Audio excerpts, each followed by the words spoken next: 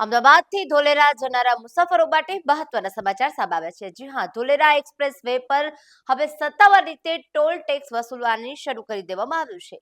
આ express way પર કુલ 5 જેટલા એન્ટ્રી અને એક્ઝિટ પોઈન્ટ્સ પણ રાખવામાં આવ્યા છે. જો તમે પણ આ રૂટ પર મુસાફરી કરવાના હો તો જાણી લો કે તમારી કાર કે અન્ય વાહનો માટે કેટલા ટોલ ચૂકવવા પડશે. અમદાવાદથી ધોલેરા વચ્ચે મુસાફરી હવે પેઇડ બનશે. આ માર્ગ પર ભાતગામ, ખાનપુર, વેજલકા, પીપળી અને ધોલેરા એમ કુલ 5 એન્ટ્રી એક્ઝિટ પોઈન્ટ આપવામાં આવ્યા છે. અને આપણે ટોલ દરની વાત કરીએ તો અમદાવાદથી ધોલેરા સુધીની કાર અથવા જીપ માટે સિંગલ મુસાફરીના ચાર્જ 210 નક્કી કરવામાં આવ્યા છે, જ્યારે તે જ દિવસના રિટર્ન જર્ની માટે તમારે 310 ચૂકવવા પડશે.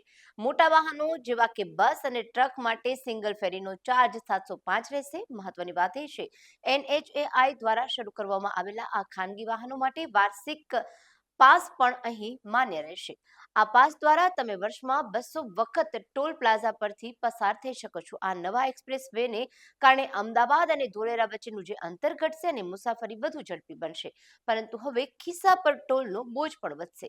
જો તમે નિયમિત મુસાફર કરતા હો તો માસિક કે વાર્ષિક પાસની સુવિધાનો લાભ લેવો વધુ હિતાવહ રહેશે. આપના પોતાના પ્લેટફોર્મ લલકારને લાઈક કરો, ફોલો કરો, સબસ્ક્રાઇબ કરો અને શેર કરો.